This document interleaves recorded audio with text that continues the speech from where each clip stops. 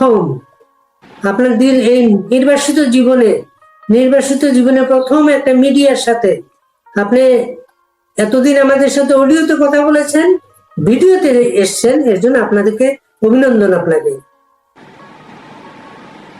আবারও শুভেচ্ছা, ধন্যবাদ। ওবায়দ ভাই, গত বছর এই সময় বাংলাদেশে আপনি দ্বিতীয় প্রধান ব্যক্তি ছিলেন একটা নির্বাচিত সরকারে। আন্দোলন করেছে, সামাল দিয়েছেন, প্রতিদিন মিডিয়ার সাথে কথা বলতেন। আজকের সময়টাকে আপনি কিভাবে মূল্যায়ন করবেন? একটা বিষয়ে দুটো ঘটনাই একরকম। সেটা হচ্ছে রাজনৈতিক সংকট। সংকটের স্বরূপটা তখন ছিল একরকম, এখন আরেক রকম। তখন একরূপ, এখন অন্যরূপ। তখনকার প্রেক্ষাপট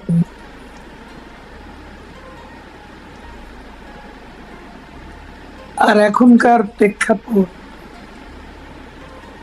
দুটো ভিন্ন বিষয়। তখন ছিল মুক্তিযুদ্ধের মধ্য দিয়ে স্বাধীনতা সংগ্রামে সোনালী ফসল, স্বাধীন বাংলাদেশ। আর আজকে রিসেট বাটনে প্রেস করে এক নতুন বাংলাদেশের জন্ম, একটা জঙ্গিবাদী উত্থান আমরা মোকাবিলা করছিলাম। আমি স্পষ্টভাবে বলতে চাই, ৭১-এ আমরা বিজয়ী হয়েছিলাম, আজ সে বিজয় পরাজিত।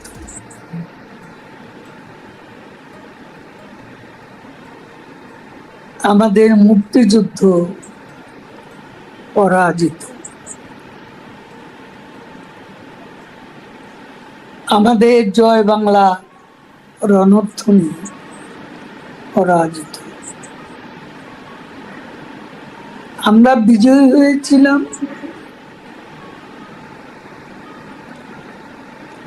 কিন্তু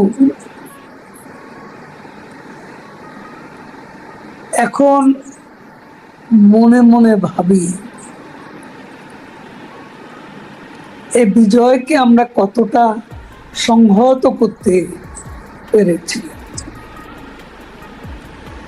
বারে বারে নেপোলিয়নের একটা কথা মনে পড়ে, we conquered but could not make use of victory. আমরা বিজয়ী হয়েছি, কিন্তু বিজয়কে সংহত করতে পারি। এটাই ইতিহাসের স্বাভাবিক প্রতিধারা। একটা যুদ্ধের ডিফিটেড forces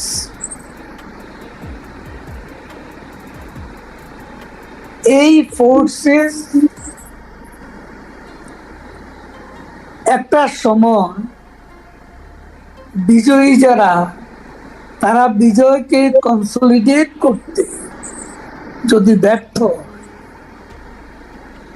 তাহলে বিজিতরা, পরাজিতরা রিমার্চ করে। আমার কাছে বাংলাদেশের বাস্তবতা এরকম কিছু মনে পড়ে। আপনি বলেছেন বিজয়কে আপনি সংহত করতে পারেন নাই। 15 বছর ক্ষমতায় ছিলেন, টানা 15 বছর। তো আপনি আওয়ামী লীগের সাধারণ সম্পাদক হিসেবে দীর্ঘদিন সাধারণ সম্পাদক, আপনি এই টানা ক্ষমতা থাকা সত্ত্বেও, এত দাপটের সাথে ক্ষমতায় থাকা সত্ত্বেও কেন বিজয় সংহত করতে পারলেন না? দৃশ্যত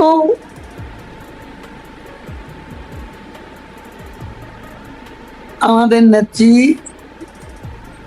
প্রধানমন্ত্রী শেখ হাসিনা, তিনি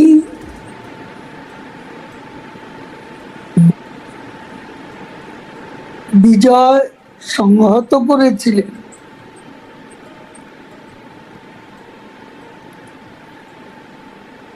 অসম সাহসী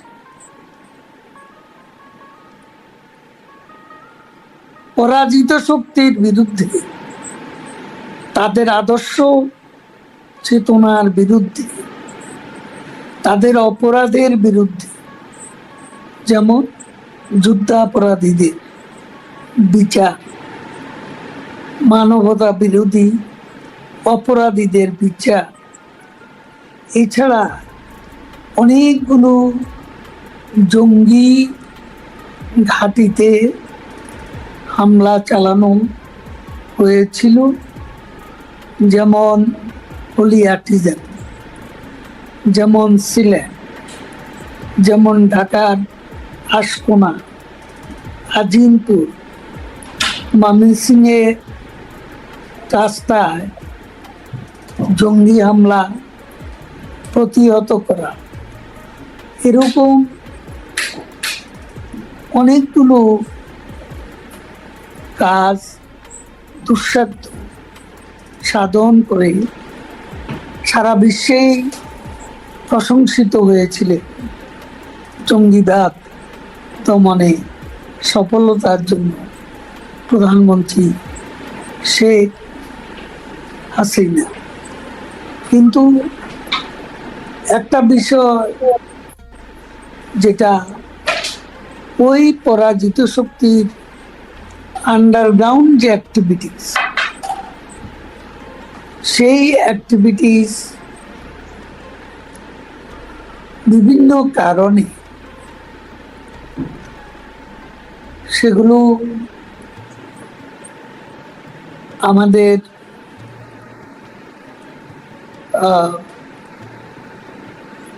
গোচরে ছিল। এই যে গোয়েন্দা সংস্থা সঠিকভাবে আপনাদের ব্রিফ করে নেই, গোয়েন্দা সংস্থা, বা আজকে আমরা সেনাবাহিনীর চেহারা দেখতেছি।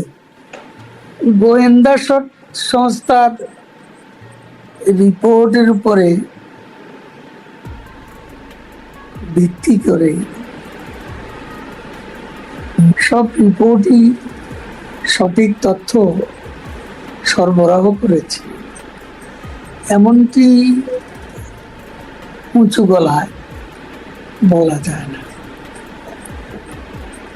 সব সঠিক তথ্য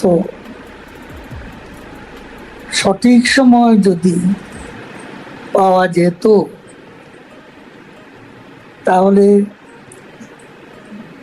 5ই আগস্টে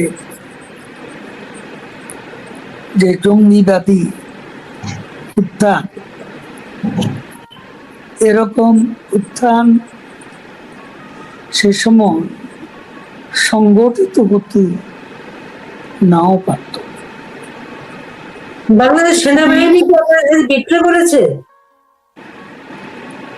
আমি টোটাল সেনাবাহিনীকে দোষারোপ করতে চাই না। সেনাবাহিনী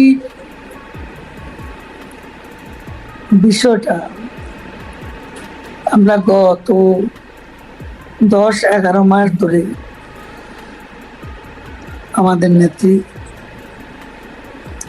এবং আমরা তার সহকর্মীরা যারাই বিভিন্নভাবে বক্তব্য দিয়েছি, আমরা সেনাবাহিনীকে টাচ করিনি। তাদের ভূমিকাটা আমাদের কাছে ক্লিয়ার ছিল। আমরা তাদের নিরাপত্তা লক্ষ্য করেছি। 5ই আগস্টে যখন কারফিউ বলবৎ ছিল, তখন আমাদের কাছে মেসেজ ছিল জমায়েত না হতে। সেখানে এই কারফিউর মধ্যে এই যারা সেদিনের জঙ্গিবাদী হামলা সংগঠিত করছিল, তাদের সমর্থকরা, তাদের নেতাকর্মীরা বড় বড় মিছিল করে ঢাকা অভিমুখে সেনাবাহিনীর চোখের সামনে নাকে ডগা দিয়ে তারা বিক্ষোভ স্লোগান দিতে দিতে ঢাকামুখী অভিযাত্রা করতে থাকে। সেনাবাহিনীর সমর্থন ছাড়া এগুলো সম্ভব ছিল? এখন তো সেটাই আমরা ভাবছি। যখন গোপালগঞ্জে নিরীহ মানুষের উপর শান্তিপূর্ণ প্রতিবাদী মিছিলের পর আমাদের সেনাবাহিনী গুলিবর্ষণ করে মানুষ হত্যা করে, যখন দেখি সেনাবাহিনীর এক সদস্য দীপ্ত সাহা নামে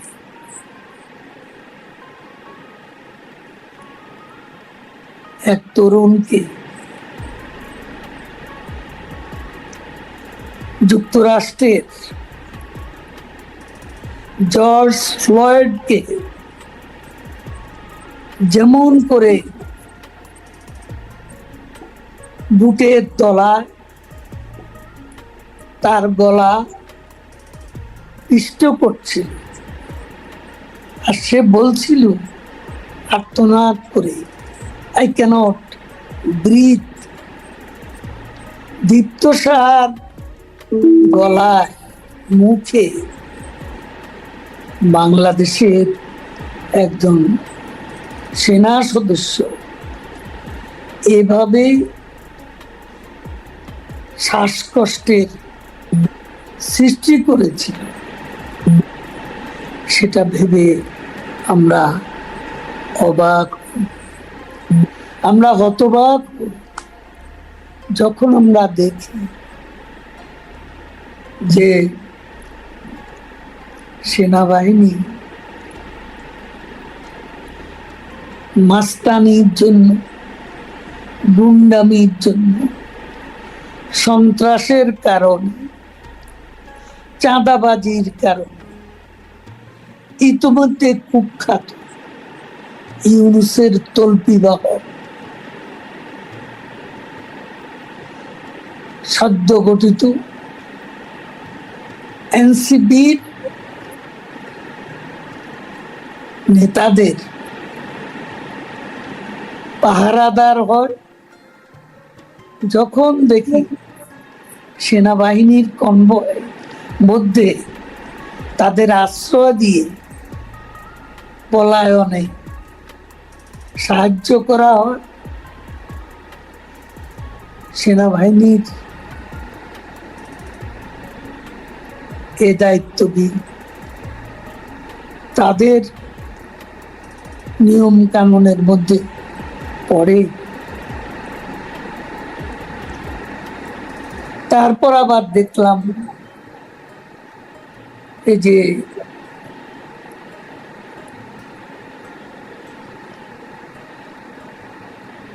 ঢাকায় ট্রেনিং বিমান বিধ্বস্ত হওয়ার পর সেনাবাহিনী যেভাবে পরিস্থিতি মোকাবিলা করেছে, এটা তখনকার পরিস্থিতির মুখে তাদের দায়িত্ব জ্ঞানহীন, কাণ্ড জ্ঞানহীন এবং একটা চরম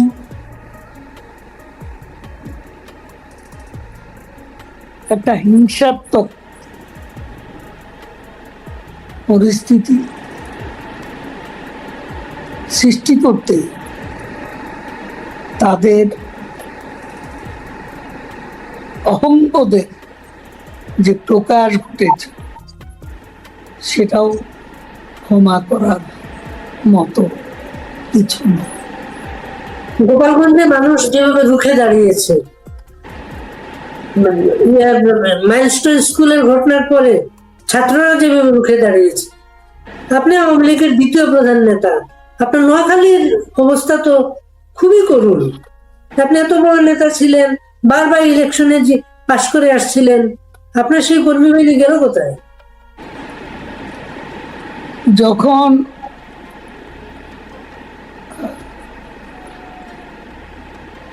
আমাদের রণনীতি রণকৌশলের অবলম্বনে আমরা যখন সত্যিকার অর্থে আমাদের নেত্রীর ভাষা যে ম্যাস রেজিস্ট্যান্স, গণ প্রতিরোধ, আমরা ঢাকামুখী অভিযান, লং মার্চ টু যমুনা, এই এজেন্ডার বাস্তবায়ন করতে যাবে, তখন কার কতটা অংশগ্রহণ, কার কতটা প্রতিবাদী ভূমিকা, প্রতিরোধের ক্ষমতা স্পষ্ট। এখন সারা দেশেই সবাই সংগঠিত হচ্ছে। আপনার খুব আলোচিত একটা শব্দ ছিল কাউয়া। আপনি বলতেন আওয়ামী লীগে অনেক যারা সমাবেশ ঘটছে তারা ডেডিকেটেড না, এই অর্থে বলতেন আপনি। ওইটা কি আজকে বাস্তব অবস্থা দেখা দিয়েছে? দেখুন, আওয়ামী লীগ একটা মাল্টিক্লাস রাজনৈতিক প্রতিষ্ঠান। এখানে বিভিন্ন ধরনের লোক থাকে। ভালো লোক যেমন ছিল, কিছু খারাপ লোকও ছিল, এটা অস্বীকার করার কোনো উপায় নেই। জামাত শিবিরের প্রচুর লোক জামাত শিবিরের প্রচুর লোক আশ্রয় নিয়েছিল। আর সেটা হয়তো কোনো কোনো ক্ষেত্রে সে অনুপ্রবেশের বিষয়টি আমরা বুঝতে পারি, এবং 5ই আগস্টের পর এটা দিবালোকের মতো পরিষ্কার। কারণ সেদিন ছাত্রদের আবেগকে যারা পুঁজি করে জঙ্গিবাদী উত্থানের সাথে সংযুক্ত করে, তখনকার এবং আজকের এনসিপি নামের নেতৃত্ব নতুন দলের বাহিনীর যে নেতাগুলো, এদের স্বরূপটা ইতিমধ্যে উন্মোচিত হয়েছে। সেখানে অনুপ্রবেশকে উড়িয়ে দেওয়া যায়। আপনি ছাত্রলীগের প্রেসিডেন্ট ছিলেন, কত ত্যাগ তিতিক্ষার সংগঠন আপনার। সেই সংগঠনটায় ঢাকা ইউনিভার্সিটিতে জামাত শিবিরের লোকজন গুরুত্বপূর্ণ পদে ছিল, তারা প্রকাশ্যে বেরিয়ে এসছে, বলতে তারা হেলমেট ব্যবহার করতো তাদেরকে আড়াল করার জন্য। আর আপনাদের নামও তো হেলমেট পায়। দেখেন, এইসব বিষয়গুলো আমাদের নিজেদের মধ্যে চর্চা আছে, আত্মসমালোচনা আছে, আনুষ্ঠানিকভাবে নয়। আমাদের মধ্যে এইসব নিয়ে আলাপ আলোচনা আছে, ভুল ত্রুটি নিয়ম কথাবার্তা আছে। এগুলো এই মুহূর্তে যেখানে দেশ এক গভীর সংকটে, যেখানে আমরা অন্ধকার সময় অতিক্রম করছি, এটা চরম মূল্য দিতে হলো। যে কথাটা বলা হয়, আওয়ামী লীগ যখন জয়ী হয়, একা জয়ী হয়, আওয়ামী লীগ যখন হেরে যায়, সারা বাংলাদেশ হেরে যায়। হ্যাঁ, এটা যিনি বলেছেন এটাও তো তার দৃষ্টিকোণ থেকে তিনি বলেছেন। তবে আমার একটা অভিজ্ঞতা হচ্ছে, পার্টির জেনারেল সেক্রেটারি হিসেবে দায়িত্ব পালনের যে অভিজ্ঞতা, আমার কাছে মনে হতো যে আওয়ামী লীগ যখন বিরোধী দলে থাকে তখন সাংগঠনিকভাবে খুব শক্তিশালী থাকে এবং not only organised but spirited থাকে। এটা এক বছরের মধ্যে ইউনূস সরকার টের পাচ্ছে, বছরের মধ্যে টের পাচ্ছে তারা। ক্ষমতাসীন আওয়ামী লীগের যে দলীয় যে শক্তিটা, সেটা বিরোধী দলে যতটা শক্তিশালী থাকে ততটা শক্তিশালী থাকে। বলেন কি প্রশ্ন? এটা প্রফেসর ইউনূস টের পাচ্ছেন। এর জন্য মাইলস্টোন স্কুলের ঘটনার পরে ওই রাজনৈতিক দলগুলোকে যেন ডাকলেন, ওইখানে আওয়ামী লীগের ভয় দেখাচ্ছেন। আওয়ামী লীগ আইলো, আওয়ামী লীগের ভয় দেখিয়ে তাদেরকে উনি সতর্ক করছেন বারবার। তিনি সতর্ক করেছেন, আওয়ামী লীগ জুজুর ভয় দেখাচ্ছেন তার মিত্রদের।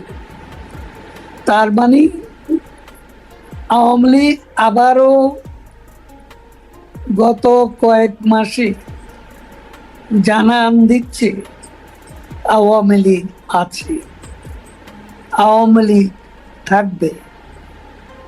আওয়ামী লীগের নেত্রী বঙ্গবন্ধু কন্যা শেখ হাসিনার উদাত্ত আহ্বানে মুক্তিযুদ্ধের পক্ষের শক্তিও আজ ঐক্যবদ্ধ হচ্ছে। মানুষ আজ বলতে শুরু করেছে, আওয়ামী লীগ আমলে ভালো ছিলাম, এর চেয়ে শেখ হাসিনার আমলে ভালো ছিলাম।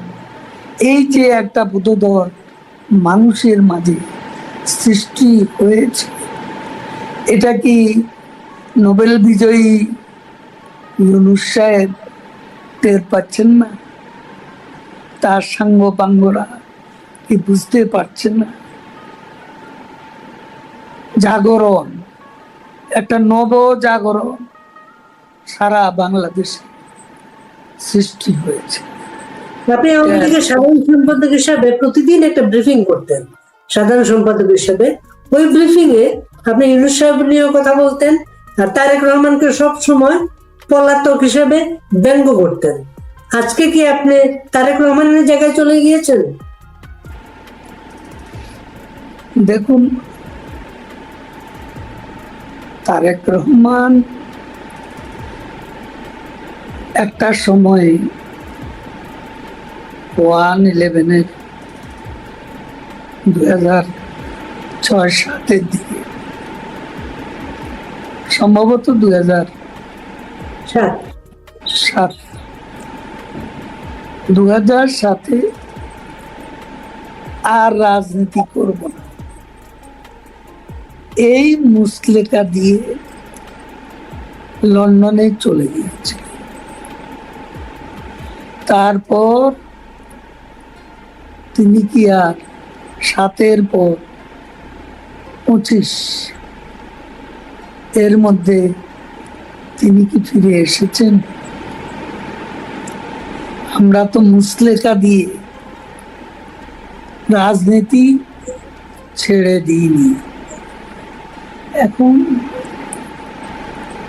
একটা বিষয় হচ্ছে, আমি তো 3 মাস দেশে ছিলাম,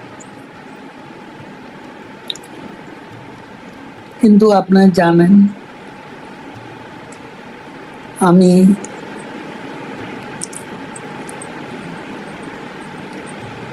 মৃত্যু থেকে একেবারে কাছে ছিলাম। যখন আমাকে অসুস্থ অবস্থায় সিঙ্গাপুর নিয়ে যাওয়া হয়, সেখানে আমার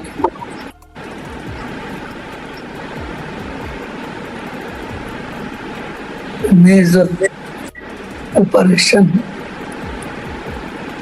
হয়। এরপরে আমাকে নিয়ম কানুন মেনে চলতে হয় এবং কিছু মেডিসিন, অনেকগুলো মেডিসিন সকাল দুপুর বিকেলে রাতে আমাকে মেডিকেশন আমার জন্য, বেঁচে থাকার জন্য জোর দিচ্ছিল, সুস্থ থাকার জন্য জরুরি ছিল। 3 মাস পর্যন্ত ছিলাম দেশের অভ্যন্তরে। 3 মাস দেশে কোথায় ছিলেন এটা কিন্তু কখনোই বলেন নাই, কিন্তু আপনি কখনো বলবো না, কাউকে বিপদে ফেলবো? কোন জেলা এটাকে বলা যায়? হ্যাঁ, কিছুই বলবো। বাংলাদেশে ছিলাম, বাংলাদেশে ছিলাম। আমি একটা পর্যায়ে খুব আমাকে খোঁজাখুঁজি করছিল সরকারি লোকজন, পুলিশের লোকজন, ডিবি। তখন আসলে আমার একটা চিন্তা থেকে আমি বেরিয়ে এসেছি। সেটা হলো যে কারাগার, এখন যে জেল যুগ,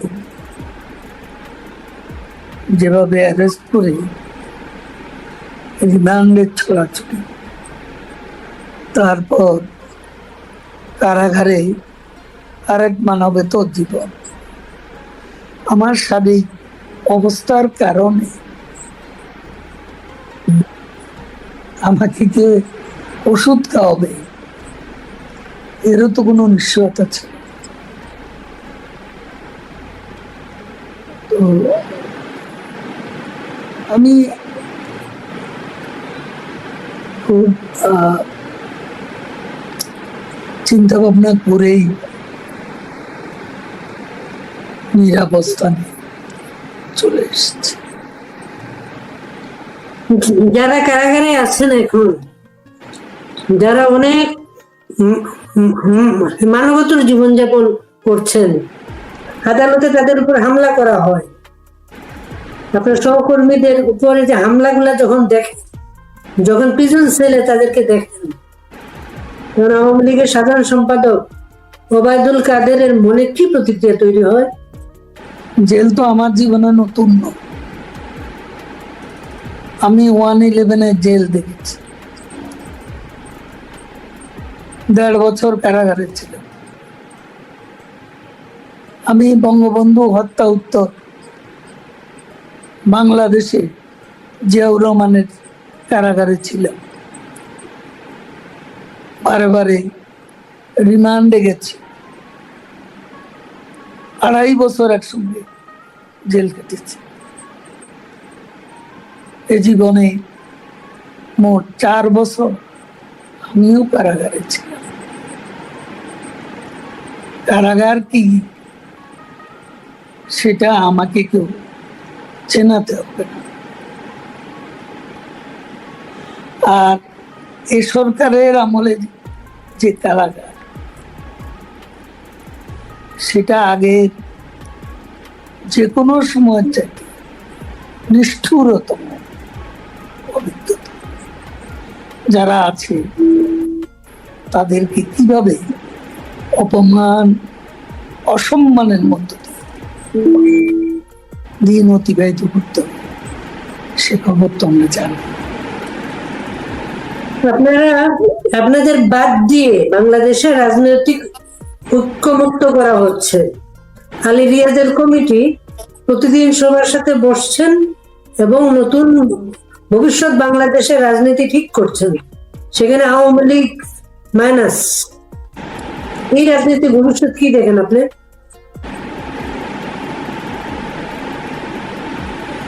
যারা আওয়ামী লীগকে মাইনাস করা দুঃস্বপ্ন দেখছে, তারা নিজেরাই জনগণ কর্তৃক মাইনাস হয়ে যাবে। সেদিন বেশি দূরে, খুব বেশি দিন এই কমান্ড ইকোনমি ফেল করেছে, কমান্ড পলিটিক্স ফেল করতে যাচ্ছে, কমান্ড জুডিশিয়ারি ফেল করতে যাচ্ছে। সব দিক থেকে চরম ব্যর্থতা নজির সৃষ্টি করে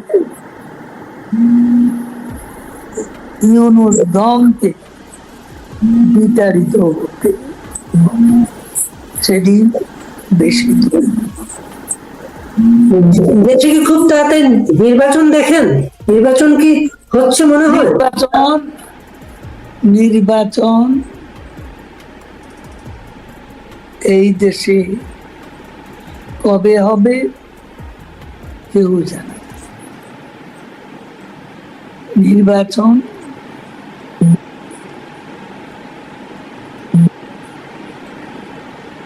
একদিকে এনসিপি জামাত, তারা অত তাড়াতাড়ি নির্বাচনের পক্ষে, আবার বিএনপি এবছরই নির্বাচন চায়। এখন নির্বাচনের ভাগ্যে কি আছে কেউ জানে না। আওয়ামী লীগ যেই পার্টি 50% যাদের জনসমর্থন অটুট, সেই পার্টিকে বাদ দিয়ে অংশগ্রহণমূলক নিরপেক্ষ নির্বাচন কোনোদিনও, সেই পার্টি তো বাংলাদেশে এখন নিষিদ্ধ এবং আপনাদের কোনো নিবন্ধন নাই এখন বাংলাদেশে। দেশের মানুষ নিষিদ্ধ ভাবে না। দেশের মানুষের হৃদয়ে আওয়ামী লীগ জেগে আছে, জাগ্রত আছে। শেখ হাসিনার নেতৃত্বের যে স্মৃতি, ক্ষমতায় থাকাকালে সেই শুভ স্মৃতি মানুষ বলে। আমাদের আমলেও কিছু যে আচরণগত ভুল ছিল না সেটা আমি বলবো না, তার উপরও খুব গুরুত্বপূর্ণ ভুল ছিল। তিনটা ইলেকশনে বাংলাদেশের নিউ জেনারেশন ভোট দিতে পারে না। কেন দিতে পারে না? অংশগ্রহণমূলক নির্বাচন ছিল না। কেন হয়নি? রাতের ভোটের অভিযোগ ছিল। তারাও কি নির্বাচনে আসতে বাধা ছিল? তুমি আসবে না নির্বাচনে, আপনি আসতে চান না, আমি কি জোর করে আনবো? নির্বাচনটা নির্বাচন কমিশন কন্ডাক্ট করেছে, এখানে সরকারের কোনো হস্তক্ষেপ ছিল না। যদি নির্বাচনে আসত, নির্বাচনের পরিবেশটা আর একটু খুব। এখন একটা বড় দল যদি নির্বাচনে ইচ্ছে করে নির্বাচনকে প্রশ্নবিদ্ধ করার জন্য না আসে, সেখানে আমাদের কি বলার? আপনাদের রাজনৈতিক কর্মকাণ্ড অনলাইনেই হচ্ছে। অনলাইনে সারা যে যেখানে আছেন নেতারা, তাদের সাথে জুম বৈঠকের মাধ্যমে আপনারা কোনো কর্মসূচি, আরো সংগঠনটাকে বেগবান করার জন্য কোনো নতুন কর্মপন্থা চিন্তা করছেন? এ ধরনের সময়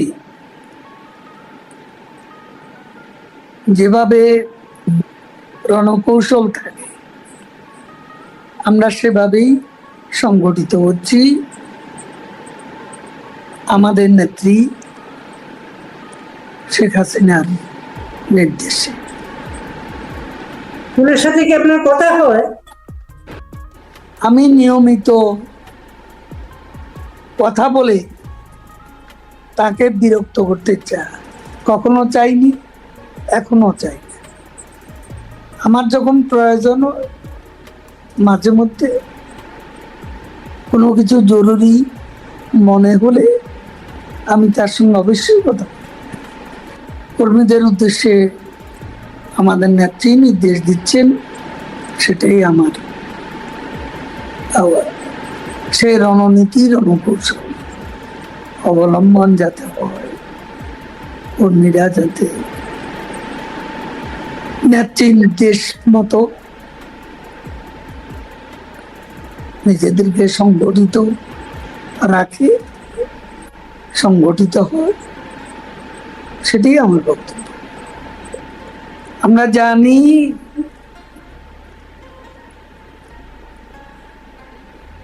মোহাম্মদ ইউনূস তার নিজস্ব দল এনসিপি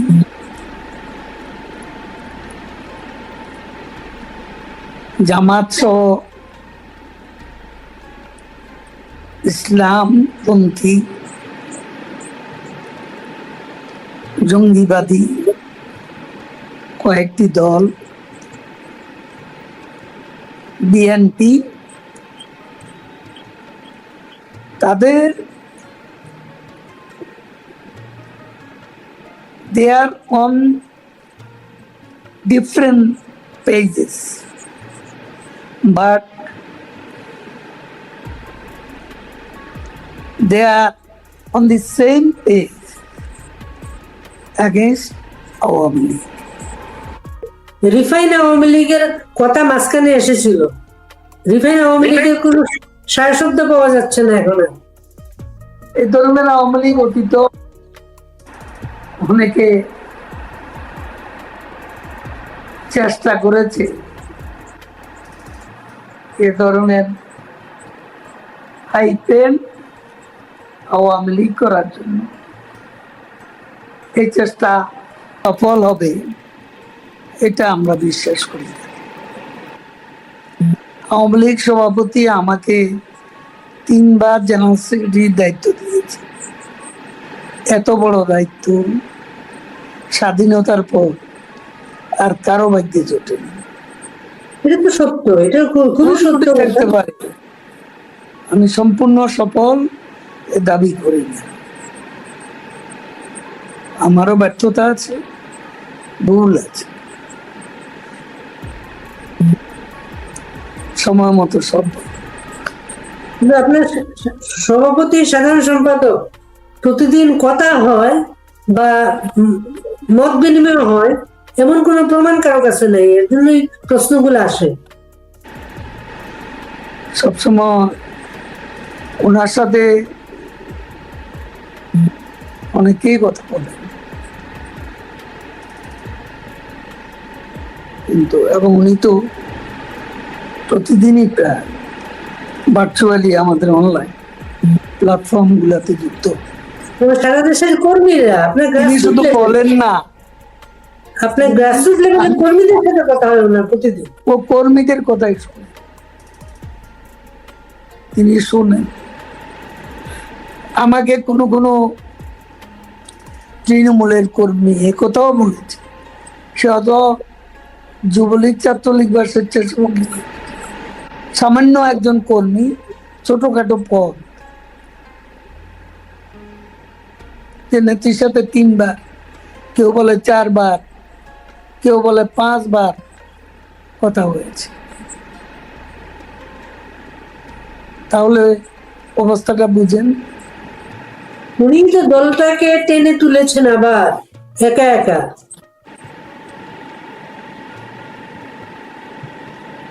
উনি তো